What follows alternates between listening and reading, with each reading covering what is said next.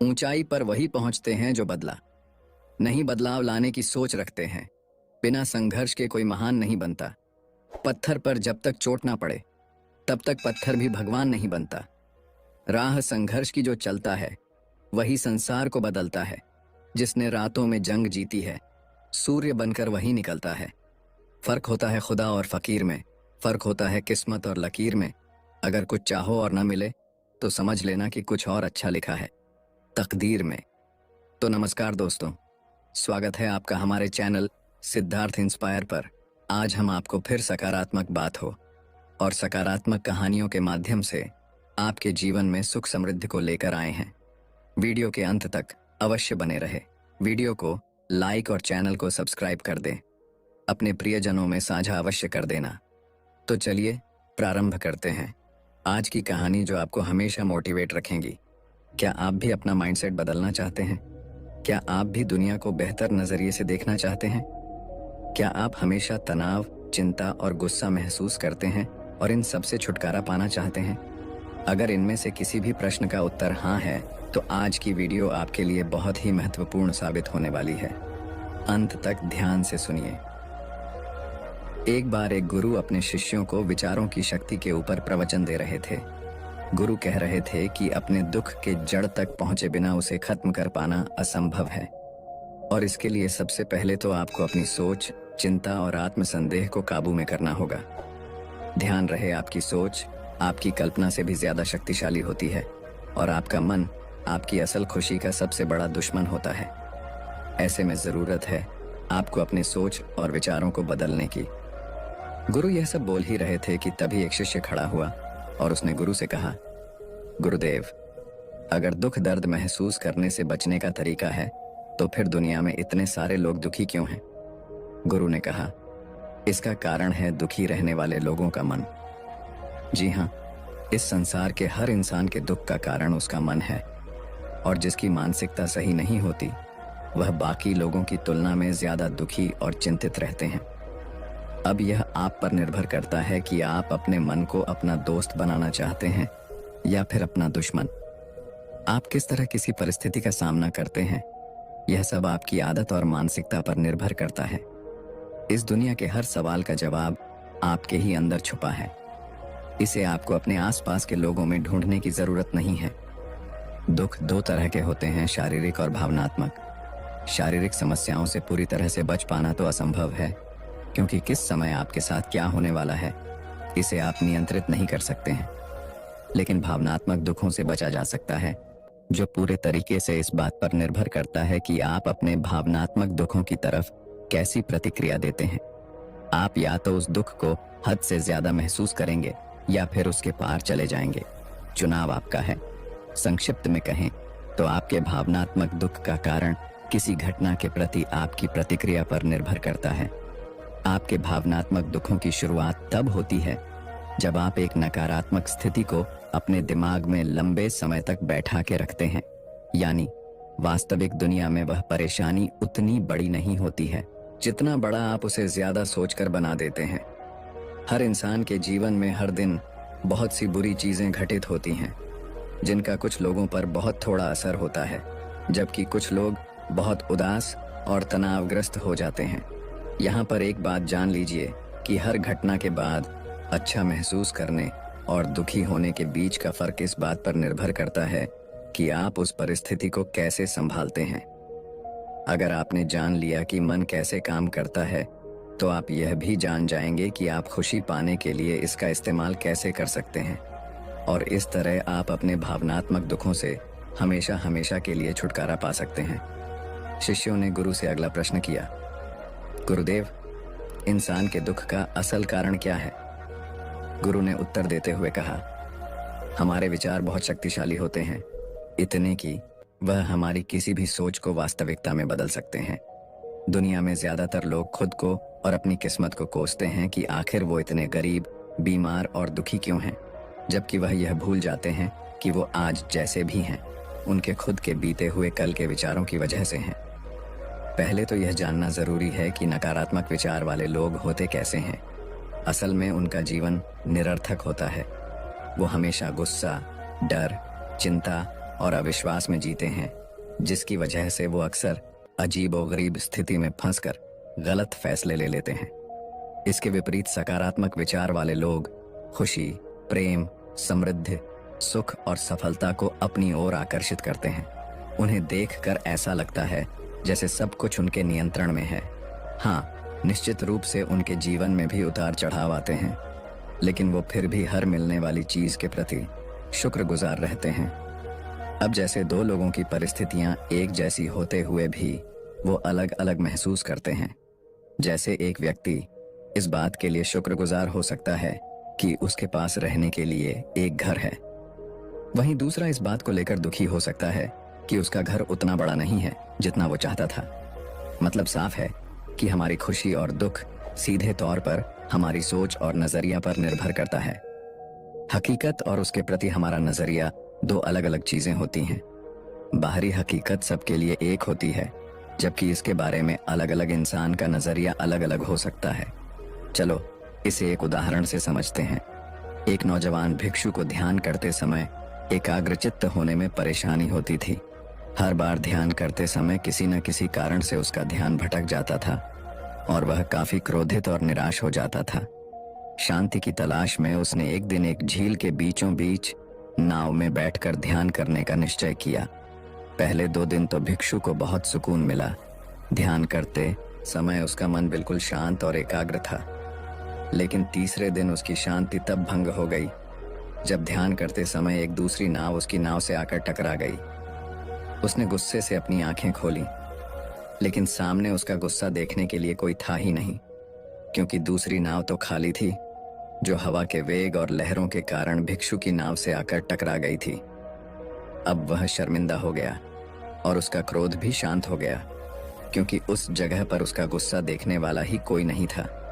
तब उसे समझ आया कि उसका ध्यान आसपास की घटनाओं के कारण नहीं, बल्कि उन घटनाओं के प्रति उसकी प्रतिक्रिया के कारण भटक रहा था।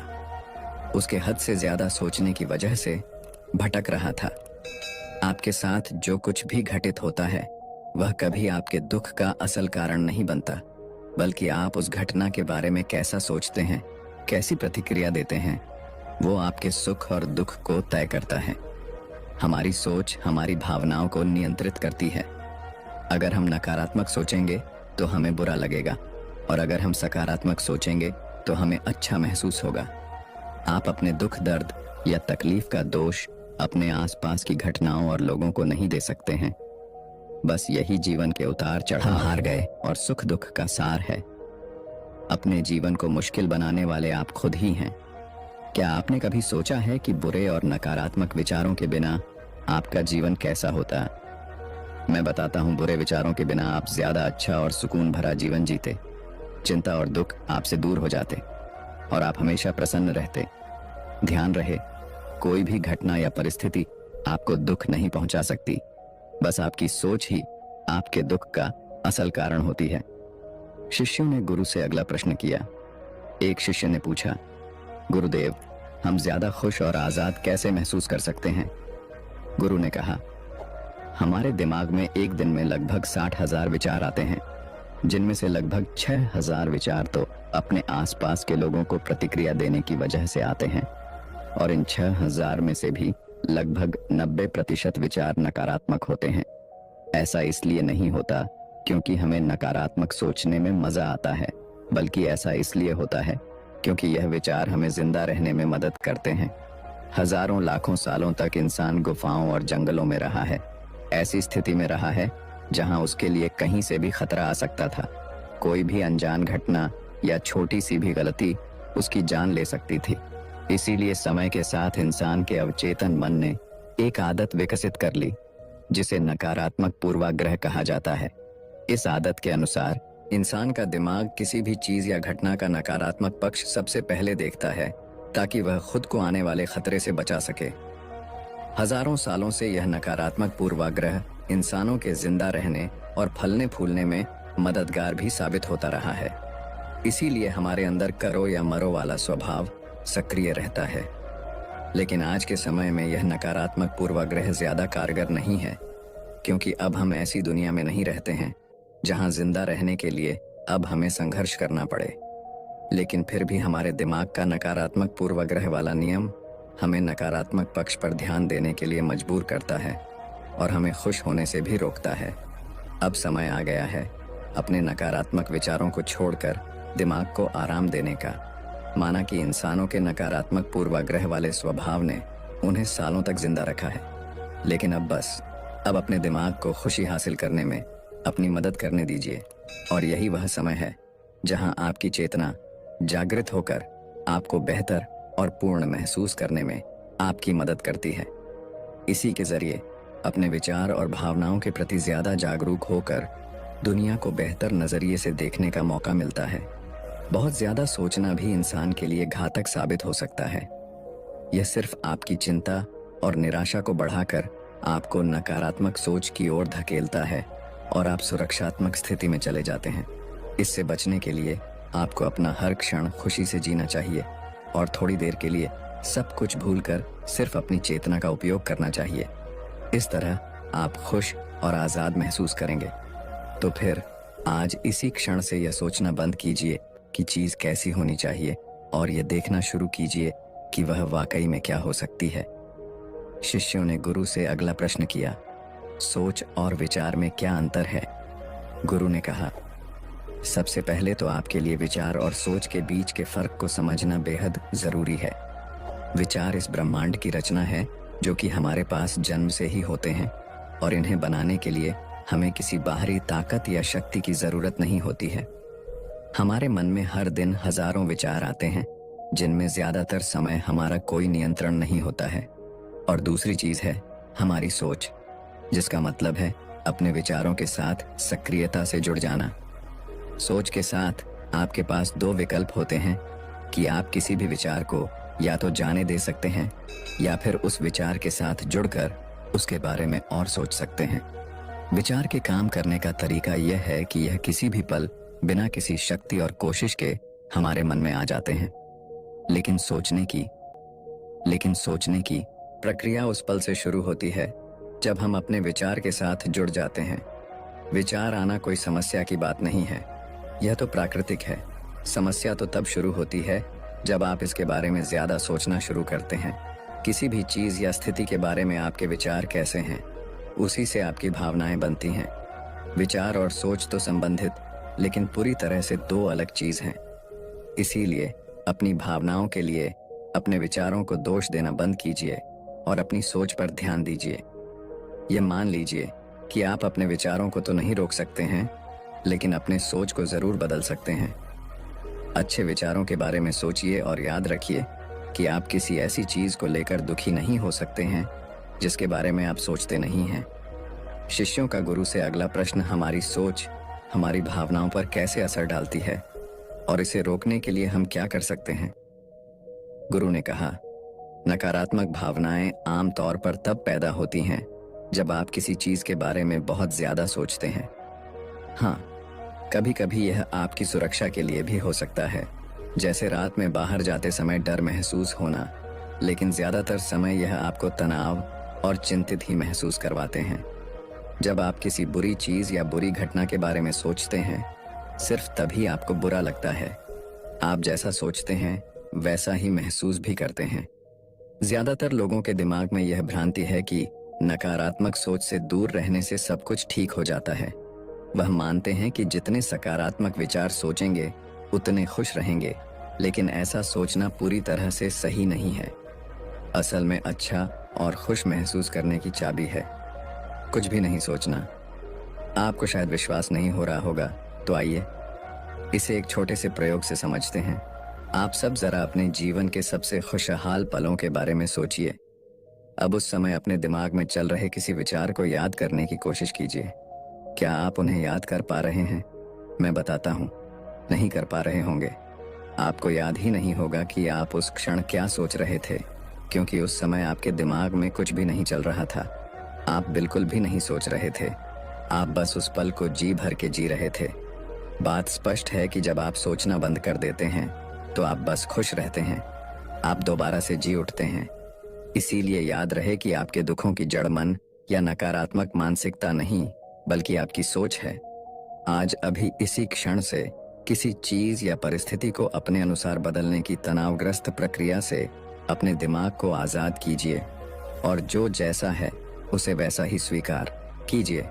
एक मंत्र जान लीजिए, आप जितना कम सोचेंगे उतना ज्यादा खुश रहेंगे। शिष्यों ने गुरु से अगला प्रश्न किया, ज्यादा सोचना कैसे बंद करें? गुरु ने कहा, ज्यादातर लोगों को यह लगता है कि सोचना बंद करने के लिए उन्हें अपने विचारों को आने से पूरी तरह रोकना होगा, लेकिन यह नामुमकिन है। विचारों को रोकना अपने आप को सांस लेने से रोकने के जैसा है। आप यह बिल्कुल भी नहीं कर सकते हैं। आपको सिर्फ खुद को सोचने से रोकना होगा, विचारों को आने से नहीं। विचारों को उठने से रोका नहीं जा सकता है। आप यह अंदाजा भी नहीं लगा सकते कि वो कब और कहां से आएंगे, लेकिन आप इनके साथ खुद को जुड़ने से जरूर रोक सकते हैं। विचार आया और चला गया, आपने उसके बारे में कुछ भी नहीं सोचा। इस तरीके से आप खुद को विचारों से अलग कर सकते हैं। हाँ, इसका यह मतलब भी नहीं है कि आप पूरी तरह से सोचना ही बंद कर दीजिए। मस्तिष्क सोने के लिए ही बनाया गया है और यह हमारे स्वभाव में होता है। आप वास्तव में तो सोचने से खुद को भी नहीं रोक सकते। तो सवाल यह है, फिर आप क्या कर सकते हैं? आप यह कर सकते हैं कि आप सोचने में लगने वाले समय को कम कर सकते हैं, और इस प्रक्रिया में पहला कदम जागरूक होना होता है। आपको यह जरूर पता होना चाहिए कि आपको कब खुद को ज्यादा सोचने से रोकना है। ज्यादा सोचने का सबसे आम लक्षण तनाव और असहज महसूस करना होता है। तनाव और असहजता जैसी भावनाएं आमतौर पर तब आती हैं जब आप किसी स्थिति के बारे में हद से ज्यादा सोचते हैं। जब भी आप खुद को कुछ ज्यादा ही सोचते हुए पाएं, तो तुरंत अपने आप को इससे अलग कर लीजिए। एक गहरी सांस लीजिए, अपने विचार से दूर हो जाइए और अपने दिमाग को शांत होने दीजिए। आइए इसे एक उदाहरण से समझते हैं। मान लीजिए कि आपके पास एक कटोरी गंदा पानी है। अब इस पानी को साफ करने के लिए आप क्या करेंगे? क्या आप इसे उबाल लेंगे या छान लेंगे? ज्यादातर लोग या तो इसे उबाल लेंगे या छान लेंगे, लेकिन इन सबसे आसान ये है कि आप अपने आप पानी की गंदगी को नीचे बैठने दीजिए। कटोरी को शांति से रख दीजिए। ऐसा करने से गंदगी नीचे जम जाएगी और पानी अपने आप साफ हो जाएगा। ठीक यही नियम हमारे दिमाग के लिए भी लागू होता है। ज्यादातर लोग अपने दिमाग को शांत, स्पष्ट और खुश करने के लिए मुश्किल रास्ता खोजते हैं, जबकि आसान रास्ता हमेशा हमारे सामने ही होता है। देखिए, नकारात्मक भावनाएं सिर्फ और सिर्फ सोचने की वजह से ही पैदा होती हैं। जब हमारा मन अशांत या परेशान होता है तो हम सोचने लगते हैं, जबकि ऐसी स्थिति में आपको शांति से बैठ जाना चाहिए और अपने दिमाग को शांत होने देना चाहिए, ठीक उस कटोरी के गंदे पानी की तरह। ध्यान रहे, जितना ज्यादा आप अपनी सोच से लड़ने की कोशिश करेंगे, उतनी ही आपकी भावनाएं मजबूत होती जाएंगी, खासकर नकारात्मक भावनाएं। इसीलिए अपने दिमाग को अपने आप शांत होने दीजिए। ऐसा हो जाने के बाद आप धीरे धीरे अपने विचारों को पहचानिए और उनसे दूर होते जाइए। अंत में आप एक ज्यादा स्पष्ट और शांत मन पाएंगे। ध्यान रहे, ज्यादा सोचने की आदत से कम सोचने और खुश रहने की आदत को अपनाने के दौरान तनाव बिल्कुल भी मत लीजिए। सोचना बिल्कुल सामान्य बात है, लेकिन इसमें बहुत समय बिताना हानिकारक है। इसीलिए अपने हर पल को ज्यादा से ज्यादा जीने की कोशिश कीजिए। सोचने में समय बर्बाद मत कीजिए। हमेशा याद रखिए कि शांति पहले से ही आपके अंदर मौजूद है। आपको बस सोचना बंद करके इसे महसूस करने की जरूरत है, और यकीन मानिए, एक शांत मन आपको शांत और सफल जीवन की ओर ले जाएगा। शिष्यों ने गुरु से अगला प्रश्न किया, क्या हम बिना सोचे जिंदा रह सकते हैं? गुरु ने कहा, अपने जीवन के उस पल के बारे में सोचिए जब आप अपने काम में पूरी तरह से ध्यान मग्न थे। वो समय जब आप अपने काम में इतना ज्यादा खो गए थे कि आपको अपने आसपास की ही कोई सुध नहीं थी। क्या आपको याद आया? अब जरा उस क्षण के अपने विचारों के बारे में सोचिए। क्या उस समय आपके दिमाग में कोई विचार था? मैं बताता हूँ, नहीं होगा, क्योंकि व्यस्तता के पलों में आप एक अलग ही अवस्था में चले जाते हैं। अपने काम में पूरी तरह से रम जाते हैं, और इसे ही अपने काम के साथ एक होना या प्रवाह की अवस्था कहते हैं। और यह तब होता है जब आपको अपने काम से बहुत प्रेम होता है, और इस स्थिति में आप सभी विचार और भावनाओं को भूल जाते हैं।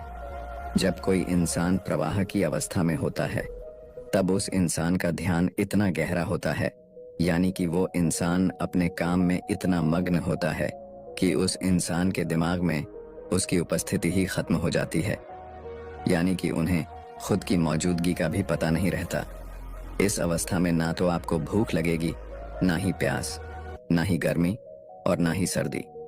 इस अवस्था में आपकी एकाग्रता चरम सीमा पर होती है और इस अवस्था में आप जो भी काम कर रहे होंगे वो अपने आप होने लगता है, क्योंकि इस स्थिति में आपका अवचेतन मन काम कर रहा होता है और आप सिर्फ अपने काम पर ध्यान देते हैं। यह एक विचार शून्य अवस्था होती है, जहां विचार, चिंता और संदेह के लिए कोई जगह नहीं होती है। समस्याओं का काम ही हमें शांति और खुशी के रास्ते पर जाने से रोकता है और किसी समस्या को पैदा करने में हमारी सोच और चिंता अहम भूमिका निभाते हैं। इतना अहम कि कोई घटना जितनी बुरी नहीं होती है, यह उसे हमारे दिमाग में उससे भी बड़ा बनाकर हमें डराते हैं। हो सकता है आज के बाद अपनी आदत में बदलाव लाकर आप ज्यादा सोचना और चिंता करना कम कर दें। आप नकारात्मक भावनाओं को महसूस करना कम कर देंगे, लेकिन आपका दिमाग फिर आपको सोचने और चिंता करने पर मजबूर करेगा। और ऐसा सिर्फ इसलिए होता है क्योंकि आपका दिमाग नए अभ्यासों से अनजान है। जीवन की शुरुआत से आप जो कुछ भी कर रहे हैं वो है सोचना और चिंता करना। अब जब आपने उन्हें अपने दिमाग से हटा दिया है तो आपको असहज और अजीब महसूस होगा, और जब दिमाग में कुछ नहीं होता तो कुछ गलत लगना स्वाभाविक होता है। ऐसे में आपको इस प्रक्रिया पर और खुद पर विश्वास करने की सबसे ज्यादा जरूरत है। आप अपने दिमाग को बेवजह की चिंता और सोच से मुक्त रखिए। यकीन मानो यह जरूर काम करेगा। जिसके बारे में हमें पता नहीं होता उसे डर लगना स्वाभाविक है। जैसे विचार शून्यता की अवस्था से आपका दिमाग अनजान होता है, लेकिन यही वो अवस्था है जहां सबसे ज्यादा अनुभव और मौके मिलते हैं। यही वो अवस्था है जहां आप एक बेहतर इंसान के रूप में विकास कर सकते हैं। अब आपको फिर से उन बुरी आदतों में पड़ने की जरूरत नहीं है जो आप में पहले थी। उन बुरी आदतों में पड़ने की जरूरत नहीं है जो आप में पहले थी। आपका दिमाग तो जानी पहचानी चीजों की तलाश करेगा ही, ठीक वैसे जैसे परदेश में जाकर हम अपने देश के लोगों की तलाश करते हैं। लेकिन आपको अपने इरादे में अडिग रहना है, और अगर आप खुद को बार बार असफल होते हुए पाते भी हैं तो घबराने की बात नहीं। गलतियां भी इंसान के जीवन का ही हिस्सा होती हैं। बस आपको रास्ता पकड़ कर रखना है और कुछ नहीं। एक बार गौतम बुद्ध अपने शिष्यों को शिक्षा दे रहे थे। उनके पास एक शिष्य आया जो हमेशा दूसरों की राय से प्रभावित रहता था और अपनी खुद की काबिलियत को कम समझता था। वह बुद्ध से पूछता है, भगवान, मैं दूसरों की बातों से बहुत जल्दी परेशान हो जाता हूँ। लोग जो कहते हैं उसी पर मेरा ध्यान रहता है और मैं अपने बारे में बुरा महसूस करने लगता हूँ। मैं खुद का महत्व बढ़ाना कैसे सीख सकता हूँ? गौतम बुद्ध ने उस शिष्य को एक शांत स्थान पर बैठने को कहा। उन्होंने कहा, अगर तुम्हारे पास सोने का एक सिक्का हो और कोई उसे कचरे में डाल दे तो क्या उसकी कीमत कम हो जाएगी? शिष्य ने जवाब दिया, नहीं भगवान, उसकी कीमत वही रहेगी। बुद्ध मुस्कुराए और बोले, तो फिर क्यों तुम दूसरों की बातों से अपने मूल्य को कम कर रहे हो? जिस तरह से सोने की चमक कचरे में भी वैसी ही रहती है, उसी तरह तुम्हारा मूल्य भी वही है, चाहे कोई कुछ भी कहे। बुद्ध ने आगे समझाया, जब तुम शांत रहोगे तो तुम अपने मन को नियंत्रित कर सकोगे। शांत रहना तुम्हें अपने आंतरिक शक्ति को पहचानने में मदद करता है। दूसरों की बातें तुम्हें प्रभावित नहीं करेंगी और तुम खुद का महत्व समझने लगोगे। शांत मन ही आत्मविश्वास का सबसे बड़ा स्रोत होता है। इस कहानी से हमें यह सीख मिलती है कि हमें दूसरों की राय पर ध्यान नहीं देना चाहिए, बल्कि अपनी आंतरिक शक्ति और काबिलियत को पहचानना चाहिए। जब हम शांत रहते हैं तो हम अपने असली महत्व को समझ पाते हैं और बाहरी दुनिया के शोर से बच सकते हैं। इस कहानी के जरिए खुद को बेहतर समझने की कोशिश करें और अपनी जिंदगी में सफलता प्राप्त करें। 21 दिन में दिमाग को कैसे साफ करें, खुद का स्वरूप कैसे पहचानें। एक बार गौतम बुद्ध के पास एक शिष्य आया जो अपने विचारों से बेहद परेशान था। वह हमेशा चिंताओं में डूबा रहता था और अपने जीवन का सही मार्ग नहीं देख पा रहा था। उसने बुद्ध से पूछा, भगवान, मेरा मन हमेशा अस्थिर रहता है। मैं अपने आप को और अपने उद्देश्य को नहीं पहचान पा रहा हूँ। कृपया मुझे मार्गदर्शन दें कि मैं अपने मन को कैसे साफ करूं और खुद का स्वरूप कैसे पहचानूं।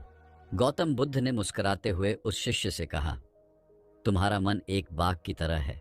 यदि तुम उसे रोज साफ नहीं करोगे तो उसमें अनावश्यक घास और कांटे उग जाएंगे जो तुम्हारे असली उद्देश्य को छुपा देंगे।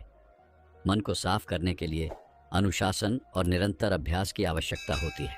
उन्होंने कहा, हर दिन सुबह और शाम 15 मिनट के लिए शांत बैठो और अपने विचारों को बिना किसी निर्णय के देखो। तुम्हारा ध्यान उन विचारों को स्वीकृति देने पर होना चाहिए, न कि उन्हें बदलने या हटाने पर। धीरे धीरे तुम्हारे विचार शांत हो जाएंगे और तुम्हारा मन साफ हो जाएगा। उन्होंने यह भी कहा कि 21 दिन का यह अभ्यास मन को स्थिर करने और अनावश्यक विचारों को हटाने में मदद करेगा। जब मन शांत होता है तब आत्मा का असली स्वरूप प्रकट होता है, खुद का स्वरूप पहचानने की प्रक्रिया। बुद्ध ने आगे कहा, जब तुम अपना ध्यान अपने आंतरिक स्वरूप पर केंद्रित करोगे तो धीरे धीरे तुम्हें समझ में आएगा कि तुम क्या हो और क्या नहीं हो। अपने आप को जानने के लिए सबसे पहले अपने विचारों और भावनाओं को समझना होगा। उन्होंने यह भी बताया कि खुद का स्वरूप पहचानने के लिए आत्मविश्लेषण और आत्मस्वीकृति जरूरी है। जैसे ही व्यक्ति अपने मन के भ्रमों को दूर करता है, वैसे ही वह अपने वास्तविक स्वरूप को पहचानने लगता है। इस कहानी से हमें यह शिक्षा मिलती है कि मन को साफ करने और खुद का स्वरूप पहचानने के लिए निरंतर अभ्यास और अनुशासन की आवश्यकता है। गौतम बुद्ध ने इस 21 दिन के अभ्यास से यह सिखाया कि यदि हम अपने मन को रोज साफ करें तो हम अपने असली उद्देश्य को पा सकते हैं।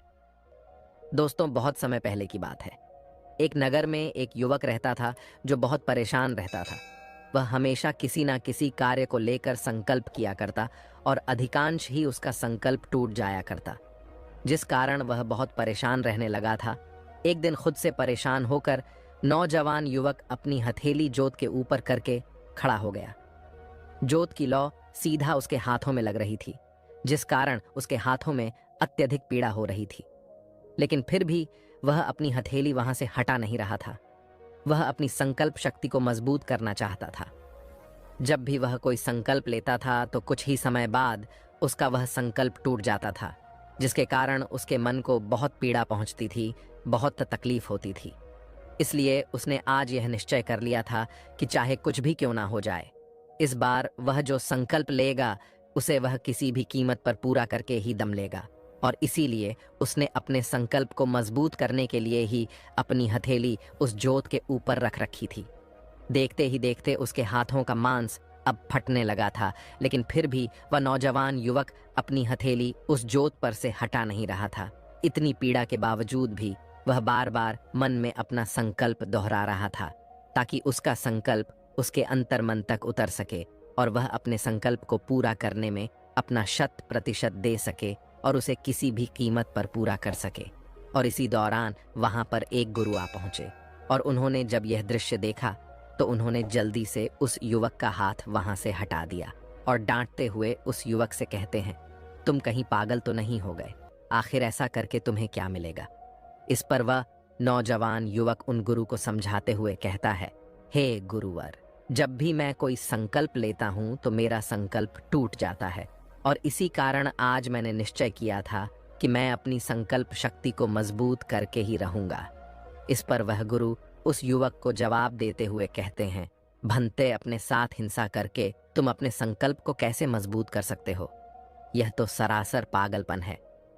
आगे वह गुरु उस युवक को समझाते हुए कहते हैं, भंते, मेरी एक बात याद रखना, संकल्प वही मजबूत हो सकता है जो बिना किसी हिंसा के लिया गया हो, बिना किसी दबाव में लिया गया हो, जिसमें शुद्ध रूप से अहिंसा भरी हुई हो। ऐसा संकल्प ही तुम्हारे मन में लंबे समय तक टिक सकता है, अन्यथा तो हिंसा करके तुम अपना ही नुकसान करोगे और इससे तुम्हें कोई भी लाभ नहीं मिलने वाला। तभी वह युवक दोनों हाथ जोड़कर उन गुरुवर से कहता है, हे गुरुवर, तो मैं क्या करूं?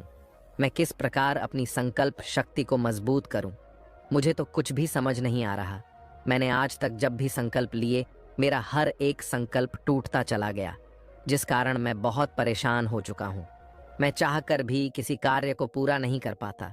मुझे तो समझ ही नहीं आता कि मैं अपना पूरा चित्त किसी एक कार्य पर कैसे लगाऊं।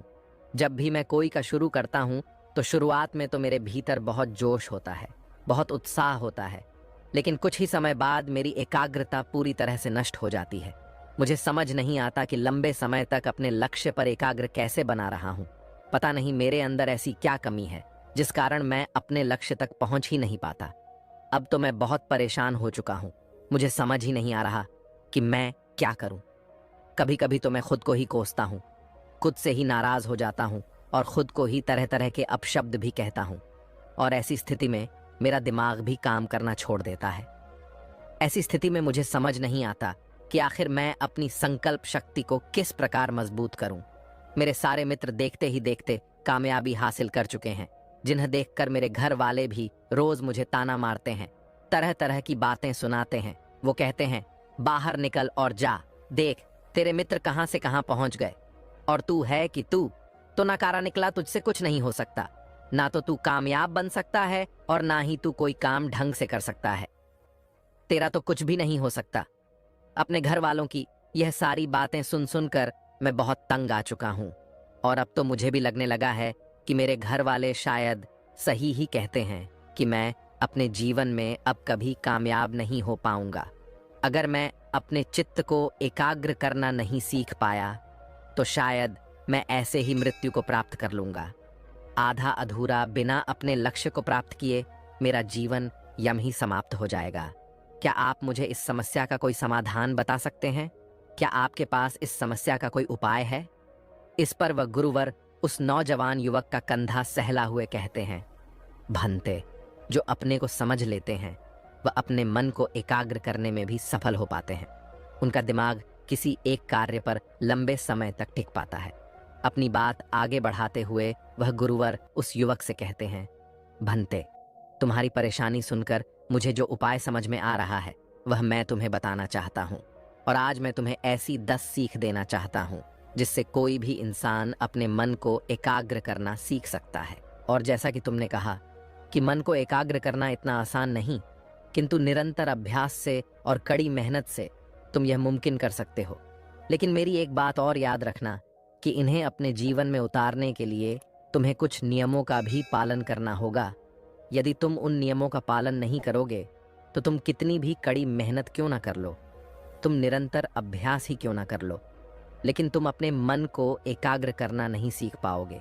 इसलिए अपने मन को एकाग्र करना जितना ज्यादा जरूरी है उतना ही इन नियमों का पालन करना भी आवश्यक है। इसलिए इन नियमों को बड़े ही ध्यानपूर्वक सुनना। इसके बाद वह गुरुवर उस युवक से पहला नियम बताते हुए कहते हैं, भंते, जिस प्रकार एक सांप अपनी केचुल्ली उतारता रहता है, ठीक उसी प्रकार एक मनुष्य को भी अपना अतीत अपने मन पर से हमेशा हटाते रहना चाहिए। अन्यथा तो आप उसके अतीत के बोझ तले ही दबे रह जाओगे और आपका मन धीरे धीरे बूढ़ा होता चला जाएगा।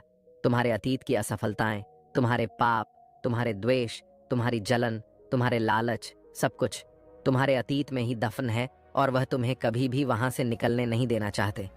इसलिए उस अतीत को अपने मन से निकाल फेंको, तभी तुम्हारा मन हल्का हो पाएगा और तुम कुछ नया सोच और समझ पाओ।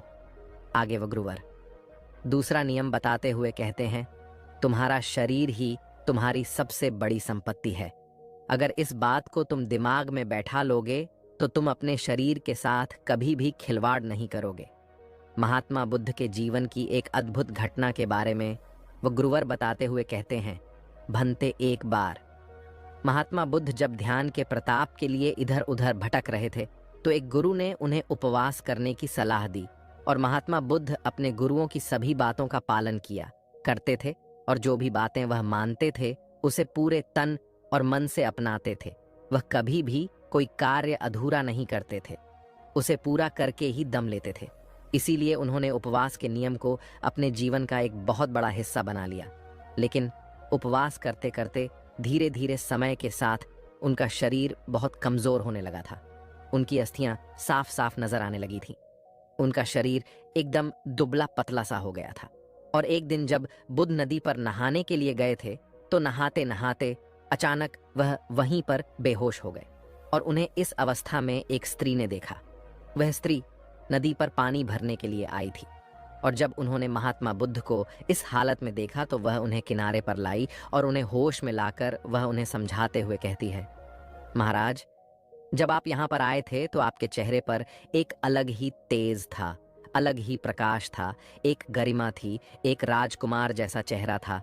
लेकिन न जाने क्यों आप ऐसी कौन सी तपस्या कर रहे हैं जिससे आप इतने कमजोर होते जा रहे हैं और आपका शरीर इतना दुबला पतला होता जा रहा है और अब तो आपके चेहरे पर वह तेज भी नहीं रहा। आखिर ऐसा क्या खोज रहे हैं आप, और ऐसी खोज का क्या मतलब? जब आपका शरीर जिंदा नहीं रहेगा तो आपको भला सत्य की अनुभूति कौन कराएगा? और आप तो इसी को खत्म करने पर तुले हुए हैं। फिर भला यह कैसी बुद्धिमानी? मैं आपसे क्षमा चाहती हूँ, लेकिन आप ही बताएं महाराज, जब आपका शरीर ही नहीं रहेगा तो आप उस तपस्या के फल को पाकर क्या कर लेंगे? महात्मा बुद्ध ने जब उस स्त्री की सारी बातें ध्यानपूर्वक सुनी तो तत्काल ही महात्मा बुद्ध के मन के वह सारे संशय दूर हो गए और महात्मा बुद्ध ने यह भी निश्चय कर लिया था कि वह सत्य प्राप्ति के लिए अपने शरीर के साथ अब से कोई भी हिंसा नहीं करेंगे। जी हाँ, आप लोगों ने बिल्कुल ठीक सुना। हिंसा केवल दूसरों के साथ नहीं बल्कि हम खुद के साथ भी करते हैं। खुद को तकलीफ देते हैं, खुद को परेशान करते हैं। खुद को प्रताड़क की हिंसा ही तो है। इसलिए जिस प्रकार हम दूसरों के जीवन के प्रति अहिंसा का भाव रखते हैं, ठीक उसी प्रकार हमें अपने शरीर के साथ भी अहिंसा का भाव ही रखना चाहिए, उसकी पूरी देखभाल करनी चाहिए। आखिर वही तो हमारी सबसे बड़ी संपत्ति है, वह गुरुवर। उस युवक को तीसरा नियम बताते हुए कहते हैं, भनते चांद, सूरज और सत्य ये ज्यादा दिन तक छुपे नहीं रह सकते, इसलिए हमेशा सच बोलो। झूठ का सहारा कभी भी मत लेना, सिर्फ सत्य बोलो, क्योंकि यह छोटी सी आदत आपके जीवन में बहुत बड़ा बदलाव लाती है। इसके बारे में आप खुद भी नहीं जानते, किंतु यदि आप इस आदत को अपनाएंगे, इसे आजमाएं, तो आपको खुद बखुदातर लोग बेवजह ही झूठ बोलते रहते हैं, जैसे उनकी आदत सी हो गई है, और वह हर बात पर आपको झूठा ही जवाब देंगे। जहां उन्हें झूठ बोलने की भी आवश्यकता नहीं होती, वहां पर भी वह झूठ ही कहते हैं, और इसी कारण वह अपने जीवन में कभी आगे नहीं बढ़ पाते। क्योंकि जहां पर उन्हें अपने आप से सत्य कहने की आवश्यकता होती है, वहां पर भी वह अपने आप से झूठ ही कहते हैं। लेकिन वहीं पर एक बार किसी इंसान को सत्य बोलने की आदत लग गई तो इसका मतलब यह होगा कि वह अपने आप से कभी झूठ नहीं बोल पाएगा। और जब हम खुद से ही सत्य बोलने लगेंगे तो हमें किसी के खोने से कोई फर्क नहीं पड़ने वाला, क्योंकि हम खुद ही सत्य जानते हैं और हम खुद से ही सत्य बोलते हैं। लेकिन इंसान खुद से सत्य तब बोल पाएगा जब वह दूसरों से सत्य बोलेगा, जब वह इसकी आदत डालेगा। क्योंकि हम में से अधिकांश लोग अक्सर दूसरों के सामने झूठ ही बोलते हैं, तो वह खुद से सच बोलने की उम्मीद कैसे रख सकते हैं? सत्य बोलना आपके भीतर निर्मलता लाता है, आपका मन साफ और स्पष्ट हो जाता है, आपके मन में किसी प्रकार का तनाव नहीं रहता और आप चिंता मुक्त हो जाते हैं, जिससे आप कई और पहलों पर विचार कर सकते हैं। आगे वह गुरुवर उस युवक को अगला नियम बताते हुए कहते हैं, भनते गधों की भीड़ में चलने से अच्छा है कि घोड़ा अकेले ही चले। अगर तुम्हें अपनी आध्यात्मिक उन्नति के लिए कोई साथी नहीं मिल रहा, कोई संगति नहीं मिल रही, तो तुम अकेले रहना सीखो। बेवकूफ की संगति में पड़े रहने से अच्छा है कि तुम खुद के लिए कदम उठाओ, खुद को जानो, खुद को पहचानो। क्योंकि यदि तुम उन बेवकूफ की संगत में रहोगे तो वे लोग तुम्हारा केवल फायदा ही उठाने वाले हैं। वह तुम्हें धोखा देंगे, तुम्हें तकलीफ देंगे, जिससे तुम्हारे अंतर्मन को भी एक गहरी पीड़ा पहुंचेगी, जिस कारण तुम्हारा अंतर्मन कभी किसी पर विश्वास नहीं कर पाएगा। और जब तुम्हारा अंतर्मन किसी पर विश्वास नहीं कर पाए, तब तुम खुद पर विश्वास कैसे कर पाओगे? और इन सब का कारण होता है हमारी गलत संगत, क्योंकि हम अधिकांश ही ऐसे लोगों के साथ रहना पसंद करते हैं जिन्हें मौज मस्ती करना अच्छी लगती है, जिन्हें अपना समय बर्बाद करना अच्छा लगता है, जो लोग लक्ष्य पर नहीं बल्कि बेफजूल की बातें करते हैं, बेफजूल के कामों पर ध्यान देते हैं। इससे अच्छा है तुम अकेले रहो, खुद के बारे में सोचो, कुछ बड़ा सोचो, अकेले रहने की इस ताकत को पहचानो, क्योंकि यहाँ पर अपना कोई नहीं होता। आगे गुरुवर उस युवक को अगला नियम बताते हुए कहते हैं, मनते जो तुम्हारे पास पहले से ही है उसकी कदर करना सीखो, क्योंकि एक इंसान हमेशा ही पहले से अधिक की ख्वाहिश रखता है, हमेशा वह ज्यादा की ख्वाहिश रखता है, और उस ख्वाहिश में, उस उम्मीद में, उस महत्वाकांक्षा में वो यह भूल जाता है कि उसके पास पहले से क्या मौजूद है, उसकी वह कभी कद्र नहीं कर पाता। और यह बात तो आपने सुनी होगी कि जब हम किसी की कद्र नहीं करते तो वह चीज़ भी हमसे छिन जाती है। चाहे आप इसमें अपना हुनर ही ले लीजिए, चाहे किसी इंसान के साथ अपने संबंध ले लीजिए। हुनर के मामले में बात करें तो आपके पास कोई हुनर मौजूद है और आपको भी पता है, लेकिन आप दूसरे से प्रभावित होकर उस जैसा हुनर पाने की इच्छा रखते हैं, जिस कारण आप अपने आप को पीड़ा पहुंचाते हैं। आप अपने हुनर की कद्र नहीं करते तो देखते देखते आपका हुनर खत्म होने लगेगा, जिस कारण ना तो आप उन जैसा बन पाएंगे और ना ही आप अपने जैसा बन पाएंगे। और ऐसे में जब आप अपनी ही कद्र नहीं कर पाएंगे तो दूसरा कोई आपकी कद्र कैसे करेगा। इस प्रकार जो इंसान आपके पास मौजूद है, आपके लिए संवेदनाएं रखता है, आपके परिवार का हिस्सा है, आप उनकी कद्र नहीं कर रहे, उसे समय नहीं दे रहे और उनके पीछे भाग रहे हैं, जो आपको समय नहीं देना चाहते, जो आपके अपने हैं ही नहीं। तो ऐसे लोगों से आप भला क्या उम्मीद रख सकते हैं। अगर आप जो चीज़ आपके पास है उसकी ही कदर नहीं करेंगे तो आप अपने लिए ही गड्ढा खोद लेंगे और उस गड्ढे में खुद ही जा गिरेंगे और बाद में पछताएंगे, रोएंगे, और उस वक्त आपके आंसू पोंछने वाला भी आपके पास कोई भी मौजूद नहीं होगा, क्योंकि जब समय था तब तो आपने उनकी कद्र नहीं की, तो अब वो भला आपकी कद्र क्यों करेंगे। इसीलिए समय निकलने से पहले इस बात को अच्छी तरह से समझ लो और जो भी आपके पास है, जो लोग भी आपके पास हैं, उनकी कद्र करना सीख लो। आगे गुरुवर उस युवक को अगला नियम बताते हुए कहते हैं, भंते, हम मनुष्य की यह जीभ धारदार चाकू की तरह होती है, जो खून तो नहीं निकालती लेकिन घाव बहुत गहरा छोड़ती है। इस बात को अच्छी तरह से समझो कि गुस्सा हमें अंदर से खा जाता है। गुस्से में निकले हुए शब्द हमें बाद में पछताने पर मजबूर कर देते हैं। हमें क्रोध में यह ख्याल तो नहीं रहता कि हम क्या कह रहे हैं, लेकिन कुछ समय बाद जब हमारा गुस्सा शांत होता है तब हमें इस बात का एहसास होता है कि हम गुस्से में क्या कुछ बोल गए, और जो आपने एक बार शब्द कह दिए वह शब्द कभी लौट कर वापस नहीं आते। वह सिर्फ आपके अंदर एक चोट कर जाएंगे, नीचा कर जाएंगे। इसीलिए कभी भी अत्यधिक मत बोलो, जितने की आवश्यकता है केवल उतना ही बोलो। चुप रहने की ताकत को समझो। चुप रहने की ताकत तुम्हें दुनिया में एक महान मुकाम तक पहुंचा सकती है, और उसी के विपरीत ज्यादा बोलने की आदत तुम्हें दूसरों के बीच तुम्हारी इज्जत को बिल्कुल भी खत्म कर सकती है। और ऐसी अवस्था में कोई भी तुम्हारी बात पर ध्यान नहीं देगा और तुम बेवजह बोलते चले जाओगे, लेकिन कोई भी तुम्हारी तरफ देखना तक पसंद नहीं करेगा। आगे वह गुरुवर उस युवक को अगला नियम बताते हुए कहते हैं, भंते, हमारा दिमाग ही सब कुछ है, जैसा तुम सोचते हो वैसा ही बन जाते हो, इसलिए हमेशा बड़ा सोचो। भंते, हमारा दिमाग ही सब कुछ है, जैसा तुम सोचते हो वैसा ही बन जाते हो, इसलिए हमेशा बड़ा सोचो, सकारात्मक सोचो। आगे वह गुरु अपनी बात को अच्छी तरह समझाते हुए उस युवक से कहते हैं, हमारे विचार तरंगों की भांति होते हैं। तरंग दोनों प्रकार होती है, नकारात्मक और सकारात्मक। जिस प्रकार के विचार हमारे अंदर उठते हैं उस प्रकार की तरंगे हमारे इर्द गिर्द पैदा हो जाती हैं। इसलिए अपने आसपास सिर्फ सकारात्मक तरंगों को ही बढ़ावा दो, क्योंकि नकारात्मक तरंगे आपको हमेशा पीछे खींच लाएंगे, वह कभी आपको आगे नहीं बढ़ने देंगी। इसलिए हमेशा बड़ा सोचो, सकारात्मक सोचो, सकारात्मक लोगों के साथ रहो, जिस कारण तुम्हारे मन के विचार बदलते जाएंगे और तुम हमेशा अच्छा सोचने लगोगे, अच्छा कार्य करने लगोगे, और देखते देखते तुम्हारी संकल्प शक्ति भी बढ़ती चली जाएगी। तुम्हें खुद पर विश्वास हो जाएगा और तुम किसी भी कार्य में सफलता प्राप्त कर ही लोगे। आगे गुरुवर उस युवक से कहते हैं, भंते, हो सकता है कि तुम्हें यह आदत समझने में थोड़ा वक्त लगे, और हो सकता है कि यह आदतें तुम्हें बहुत ज्यादा भी लगे। तुम्हें लगे कि आदत कितनी कठिन है, लेकिन ध्यान से सुनो, कोई भी कार्य कठिन नहीं है, बस चंद आदतें तुम्हारे जीवन को बदल कर रख सकती हैं। इसलिए इन आदतों को अपने जीवन में अवश्य ही उतारना। यदि तुम अपने जीवन में सफल होना चाहते हो तो यह आदत तुम्हारे लिए बहुत महत्वपूर्ण है, इनका तुम्हें नियमित रूप से पालन करना होगा।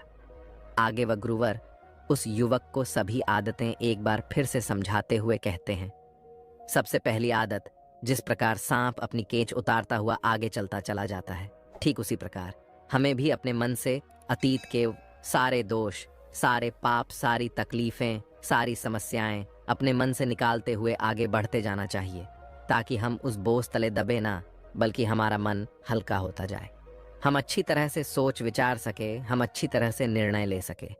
दूसरी आदत, तुम्हारा शरीर ही तुम्हारी सबसे बड़ी संपत्ति है। इसका अच्छी तरह से ख्याल रखो। यदि इस संपत्ति का तुम अच्छे से ख्याल नहीं रखोगे तो फिर तुम अपने जीवन में सब कुछ पाकर भी कुछ नहीं पा पाओगे। मान लो कि तुम्हारे पास बहुत पैसा है और तुम बहुत अमीर हो, लेकिन यदि तुम्हारा शरीर ठीक नहीं है, तुम्हारा शरीर पूरी तरह से बीमारियों से ग्रस्त हो चुका है, तो तुम उन पैसों का क्या करोगे? तुम अपनी उस अमीरी का क्या करोगे? इसलिए सबसे बड़ी संपत्ति तुम्हारा शरीर ही है। इसका अच्छी तरह से ध्यान रखो। तीसरी आदत, हमेशा सत्य बोलो, फिर चाहे स्थितियां कैसी भी क्यों ना हो। सत्य की राह पर टिके रहो, क्योंकि सत्य तुम्हारे मन को निर्मल कर देता है। तुम्हारा मन शांत और अच्छा स्वभाव करता है। तुम्हारे मन में किसी प्रकार का छल कपट नहीं रह जाता और ना ही तुम्हारे मन पर किसी प्रकार का बोझ रह जाता है। चौथी आदत, हमेशा अच्छे लोगों की संगति में रहो। यदि तुम बुरे लोगों की संगति में रहोगे तो तुम हमेशा बुरा कार्य ही करोगे। तुम चाहकर भी कभी अच्छा सोच नहीं पाओगे और ऐसी स्थिति में तुम अपने लिए कभी भी कुछ अच्छा नहीं कर पाओगी। इसलिए हमेशा अच्छे लोगों की संगति में रहो, फिर चाहे इसके लिए तुम्हें अकेले ही क्यों ना रहना पड़े। अपने सफर को अकेले ही तय करो। पांचवी आदत, जो कुछ बोलो सोच समझ कर बोलो, कम बोलो, अन्यथा चुप रहो।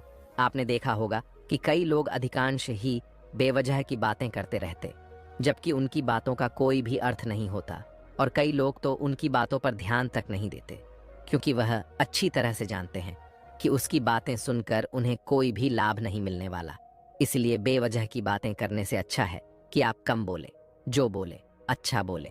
छठी आदत, अहिंसा का रास्ता अपनाएं।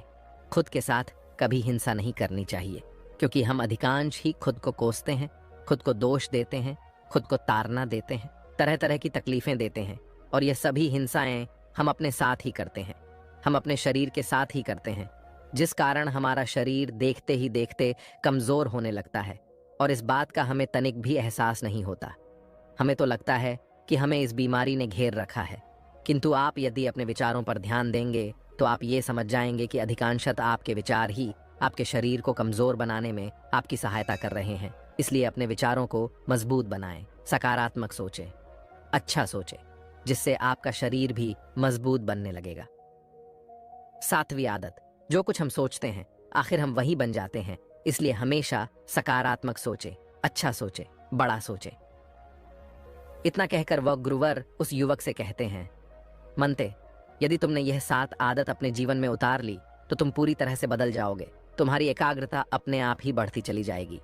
यदि तुम निरंतर ध्यान के साथ इन सभी नियमों का पालन करते हो, इन सभी नियमों को अपने जीवन में उतारते हो, तो तुम अपने जीवन में अवश्य ही सफलता प्राप्त कर पाओगे। फिर चाहे वह लक्ष्य कितना भी बड़ा क्यों ना हो, कितना भी कठिन क्यों ना हो, तुम उस तक अवश्य ही पहुंचोगे। इतना कहकर वह गुरुवर शांत हो गए, और वह युवक अच्छी तरह समझ चुका था कि वह अपने जीवन में क्या गलतियां कर रहा था। उस युवक ने दोनों हाथ जोड़कर उन गुरुवर का धन्यवाद किया और वहां से अपने घर चला गया। एक समय की बात है, गौतम बुद्ध के पास एक व्यक्ति आया जो बहुत ही परेशान और दुखी था। उसने बुद्ध से कहा, भगवान, मैं हमेशा दूसरों की बातों और उनके विचारों से प्रभावित होता हूँ। लोग मुझे बहुत कुछ कहते हैं और मैं उनमें खो जाता हूँ। मुझे अपनी खुद की पहचान ही नहीं मिलती। मैं क्या करूं? गौतम बुद्ध ने उसे ध्यान से सुना और मुस्कुराते हुए कहा, यदि तुम दूसरों की बातों और उनकी धारणाओं पर ध्यान दोगे तो तुम अपनी असली शक्ति और आत्मा को खो दोगे। जो लोग तुम्हारे बारे में सोचते हैं वह उनके विचार हैं और उनका तुम्हारे सत्य से कोई संबंध नहीं है। तुम्हें अपने मन और आत्मा पर ध्यान केंद्रित करना चाहिए, न कि बाहरी दुनिया की धारणाओं पर। बुद्ध ने उसे एक उदाहरण दिया। एक तालाब में जब पानी शांत होता है तो उसमें आसमान का सही प्रतिबिंब दिखाई देता है, लेकिन यदि पानी में लहरें उठती हैं तो आसमान धुंधला और विकृत हो जाता है। वैसे ही जब तुम दूसरों के विचारों और बातों पर ध्यान केंद्रित करते हो तो तुम अपने अंदर की शांति और संतुलन खो देते हो। खुद पर ध्यान देने के मार्ग। ध्यान, मेडिटेशन, अपने मन को शांत करने और आंतरिक शांति पाने का सबसे अच्छा तरीका ध्यान है। ध्यान के माध्यम से तुम अपनी आंतरिक शक्ति और सत्य को पहचान सकते हो। स्व अनुशासन। बुद्ध ने कहा कि आत्म अनुशासन के बिना हम अपने जीवन की दिशा को सही तरह से नहीं समझ सकते। अपनी दिनचर्या और विचारों में अनुशासन लाओ और दूसरों की बातों की बजाय अपने लक्ष्यों पर ध्यान दो। आत्म साक्षात्कार। जब तुम खुद को जानने की प्रक्रिया शुरू करते हो, तब तुम्हें समझ में आता है कि दूसरों की धारणाओं का तुम्हारे जीवन पर कोई असर नहीं होना चाहिए। तुम वही हो जो तुम सोचते हो, न कि जो दूसरे कहते हैं। दोस्तों, हम में से हर कोई अपने जीवन में खूब मेहनत और लगन के साथ काम करता है। हर कोई कुछ नया सीखने की कोशिश करता है ताकि वह अपने जीवन में सफल हो सके, अपने जीवन में उन्नति पा सके। लेकिन जैसे जैसे दिन बीतते जाते हैं, हमारे अंदर कुछ भी करने की इच्छा नहीं रह जाती, जिस कारण हम एक बार फिर से वहीं पर आ पहुंचते हैं जहां से हमने शुरुआत की थी। तो आखिर ऐसा क्यों होता है? क्या हम वह लक्ष्य पाने के लायक नहीं हैं, या फिर हमने जो लक्ष्य निर्धारित किया है वही गलत है, या हमने उस लक्ष्य को पाने के लिए जो कार्य करने चाहिए वह कार्य ही नहीं किए? अर्थात जिस दिशा में हमें आगे बढ़ना चाहिए था, हम उस दिशा में आगे ना बढ़ करके किसी और दिशा में जा रहे हैं। आखिर इन सब का क्या कारण है और हम अपने लक्ष्य तक क्यों नहीं पहुंच पा रहे? तो आज की जो बहुत कहानी मैं आपको सुनाने जा रहा हूं, इस कहानी के माध्यम से आप यह समझ पाएंगे कि आखिर क्यों हमें से अधिकांश लोग अपने लक्ष्य को पाने में असफल हो जाते हैं और केवल कुछ लोग ही अपने लक्ष्य को बड़ी सरलता और सहजता से पा लेते हैं। एक समय की बात है, एक बौद्ध भिक्षु अपने कुछ शिष्यों के साथ एक आश्रम में रहा करते थे। उनके साथ उनके कई शिष्य भी वहां पर रहते थे, और उन सभी शिष्यों में से एक शिष्य बहुत बुद्धिमान था, जो बाकी शिष्यों से हमेशा आगे रहता, और बाकी शिष्य भी उस होनहार शिष्य की तारीफ किया करते व उसके बारे में बातें किया करते। एक दिन उस आश्रम में एक नया शिष्य आया, और वह भी बाकी शिष्यों की तरह धीरे धीरे ध्यान, तीरंदाजी और लेखन कला सीखने लगा। और ऐसे ही करीब 3 महीने बीत गए। 3 महीनों के बाद अचानक एक दिन वह बौद्ध भिक्षु अपने सभी शिष्यों से आकर कहते हैं, अगले 3 दिनों के बाद आप सभी की लेखन कला और तीरंदाजी की प्रतियोगिता रखी गई है। इस प्रतियोगिता में जो भी सबसे अच्छा प्रदर्शन करेगा वह बाकी सबका नायक होगा, और सभी को उसका न करना होगा, सभी को उसके आदेशों का पालन करना होगा। इतना कहकर वह बौद्ध भिक्षु वहां से चले गए। उन बौद्ध भिक्षु की यह बात सुनने के बाद सभी शिष्य अपनी तैयारी में जुट गए। हर कोई अपने आप को बेहतर दिखाना चाहता था, हर कोई एक दूसरे से बेहतर बनना चाहता था। हर कोई कड़ी मेहनत करने लगा, लगातार प्रयास करने लगा, और देखते ही देखते 3 दिन बीत गए। 3 दिनों के बाद जब परीक्षा हुई, तो वह नया शिष्य जो अभी हाल ही में आश्रम में आया था, वह उस पूरी परीक्षा में प्रथम आया। उसकी लेखन कला सधी हुई थी और तीर अंदाजी में वह बहुत अच्छा था। ये देख बाकी सभी शिष्य उससे बहुत खुश हुए और सभी ने उसकी खूब तारीफ भी की। लेकिन न शिष्य की इस जीत को देखकर वह पुराना बुद्धिमान शिष्य ईर्ष्या में जलने लगा।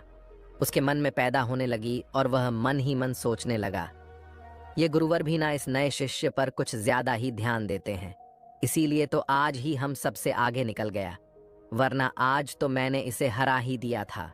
और जैसा वह बुद्धिमान शिष्य सोच रहा था, उसमें कोई गलत बात भी नहीं थी, क्योंकि वह बहुत भिक्षु न शिष्य पर दूसरों से अधिक ध्यान देते थे, वह उसके साथ अधिक समय बिताते थे, और यह बात उस पुराने बुद्धिमान शिष्य को बिल्कुल भी अच्छी नहीं लग रही थी। वह मन ही मन ईर्ष्या से जल रहा था। एक दिन जब वह बौद्ध भिक्षु अकेले बैठे ध्यान कर रहे थे, तभी वह पुराना शिष्य उनके पास पहुंचा और उनसे कहने लगा, हे गुरुवर, मैं आपके साथ कई सालों से हूं, लेकिन उस नए लड़के को आपने हम सबसे ज्यादा सिखाया है। आप उसके साथ ज्यादा समय बिताते हैं और आपने उसे ऐसी ऐसी कलाएं सिखा दी हैं जिससे हम उसकी बराबरी तक नहीं कर पा रहे। आखिर आपने ऐसा क्यों किया? क्या मुझ में कोई कमी रह गई थी? उन गुरुवर ने उस शिष्य की सारी बातें ध्यानपूर्वक सुनी, लेकिन वह मौन रहे। उन्होंने कुछ भी नहीं कहा। एक बार फिर वह शिष्य उन गुरुवर से कहता है, हे गुरुवर, आप मेरी बातों का जवाब क्यों नहीं दे रहे? मुझे अपने सवालों के जवाब चाहिए। कृपया करके मुझे मेरे सवालों के जवाब दें। इस पर वो बहुत भिक्षु मुस्कुराते हुए अपने उस पुराने शिष्य से कहते हैं, भंते, पहले एक कहानी सुनो और फिर अपने विवेक का इस्तेमाल करके मुझे यह बताना कि यहाँ पर कहाँ गलती हो रही थी। आगे वत भिक्षु कहानी सुनाते हुए कहते हैं, गर्मियों के दिन थे और गर्मी भी अपनी चरम सीमा पर थी। एक यात्री शहर की ओर जा रहा था। धूप काफी तेज थी और काफी गर्म मौसम भी था। काफी देर चलने के बाद उसे थकान होने लगी और तेज गर्मी के कारण उसका गला भी सूखने लगा था। उसे जोरों की प्यास लगने लगी, लेकिन आसपास कुछ भी नहीं था। इसलिए उसने थोड़ी सी और हिम्मत जुटाई। वह कुछ दूर और आगे गया। कुछ और कदम आगे बढ़ाते ही उसे एक कुआं मिला। वह कुआं देखकर बहुत खुश हुआ। उसे लगने लगा कि अब वह अपनी प्यास बुझा लेगा। लेकिन अब भी एक समस्या थी। कुएं से पानी निकालने के लिए वहां पर किसी प्रकार का कोई भी बर्तन नहीं था और ना ही कोई रस्सी लटकी हुई थी। वह युवक वहीं पर कुछ देर के लिए इंतजार करने लगा। वह सोचने लगा कि जरूर कोई ना कोई यहाँ पर पानी भरने तो आता ही होगा, अन्यथा यह कुआं यहाँ पर ना होता। इसलिए यहीं पर कुछ देर इंतजार कर लेता हूँ। हो सकता है कि कोई यहाँ पर आए और जब वह आएगा तो मैं उससे थोड़ा सा पानी मांगकर पी लूंगा और अपनी प्यास बुझा लूंगा। लेकिन इन गर्मियों के मौसम में इतनी कड़कती धूप में वहां पर कोई नहीं आया। काफी देर इंतजार करने के बाद आखिरकार वह युवक निराश हो गया और निराश होकर आगे की ओर चल पड़ा।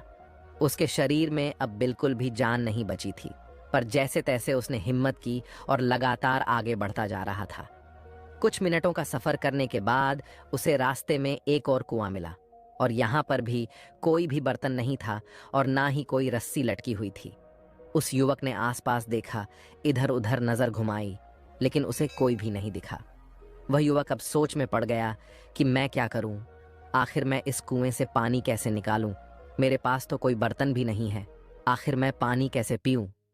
मेरा गला पूरी तरह से सूख चुका है और मुझे यदि कुछ देर तक पानी ना मिला तो हो सकता है कि मेरी मृत्यु हो जाए। वह युवक यहाँ वहां देखने लगा। तभी अचानक झाड़ियों में उसे एक मटका नजर आया जो टूटा हुआ था।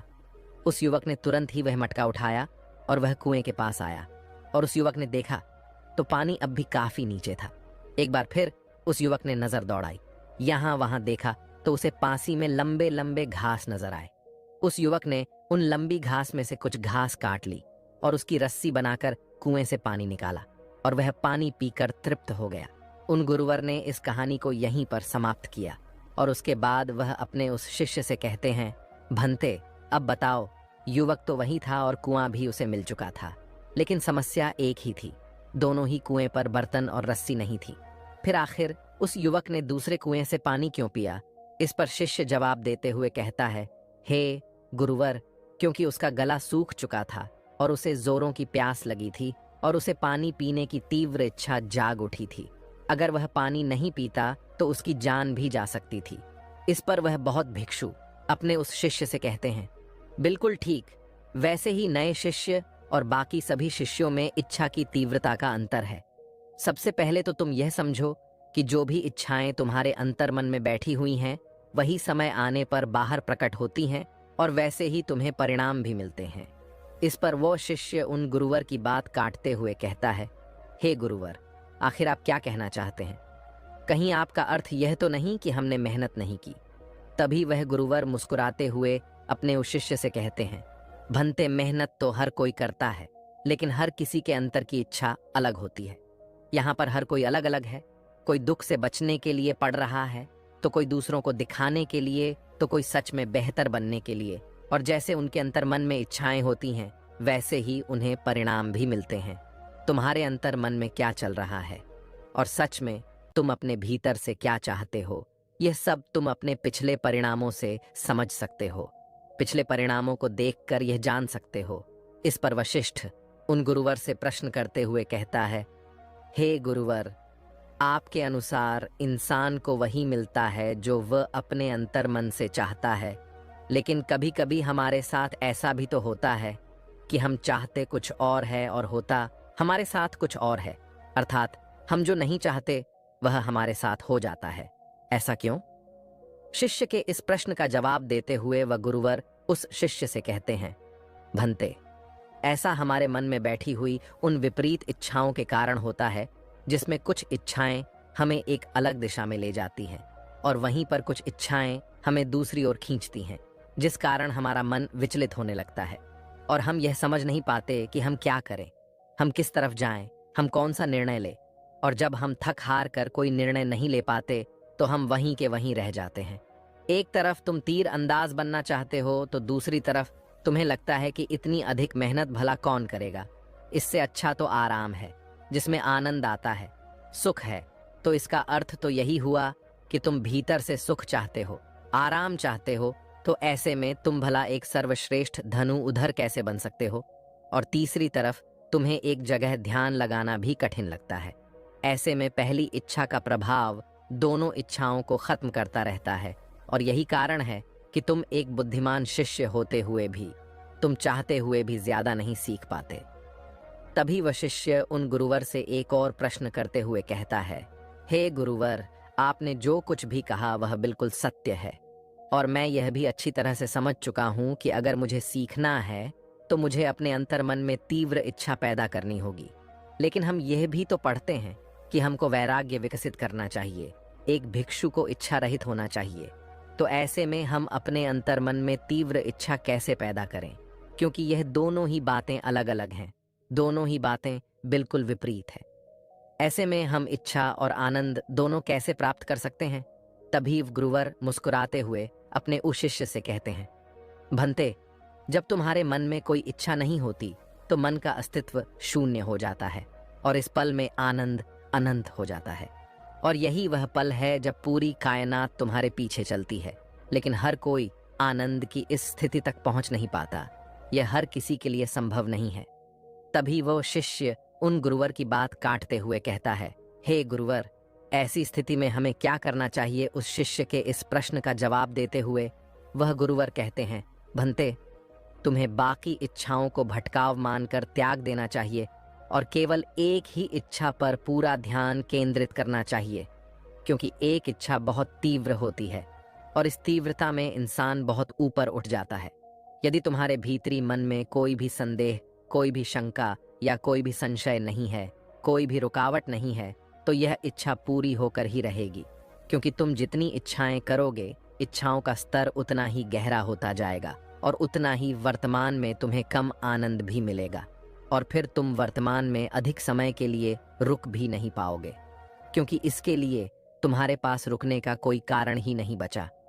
और यही हम में से अधिकांश लोग अपने जीवन में गलतियां करते हैं, क्योंकि वह अपने भीतर कभी झांकते ही नहीं, वह अपनी इच्छाओं के बारे में समझने का प्रयास ही नहीं करते। क्योंकि हमारे रोजमर्रा की जो इच्छाएं हैं वही हमें विचलित करती है। इसलिए सबसे पहले अपने परिणाम देखो और पता करो कि आखिर हमारे अंतर्मन में क्या चल रहा है।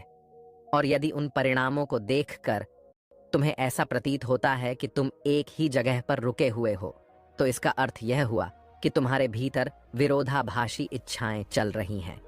अर्थात एक इच्छा तुम्हें किसी और दिशा में ले जाना चाहती है, तो वहीं पर दूसरी इच्छा तुम्हें किसी और दिशा में ले जाना चाहती है। ऐसे में तुम कोई सही निर्णय नहीं ले पाओगे और फिर किसी भी दिशा में आगे नहीं बढ़ पाओगे। और ऐसी स्थिति में हमें अपने मन की उन विरोधाभासी इच्छाओं को कम करते हुए केवल एक इच्छा पर ध्यान केंद्रित करना है और उसे ही तीव्र इच्छा में बदलना है। तभी वह शिष्य उन गुरुवर से कहता है, परंतु हे गुरुवर, आप कह रहे हैं कि किसी एक इच्छा पर ध्यान केंद्रित करो और उसी इच्छा को तीव्र इच्छा में बदलो। लेकिन कैसे? मैं चाहता हूं कि मैं अधिक से अधिक सीखूं, लेकिन दिन निकलते चले जाते हैं और मेरा कुछ भी करने का मन नहीं करता। मैं चाह कर भी और अधिक सीख नहीं पाता, ना ही अभ्यास कर पाता हूँ। हे गुरुवर, कृपया करके मेरा मार्गदर्शन करें, मैं क्या करूं?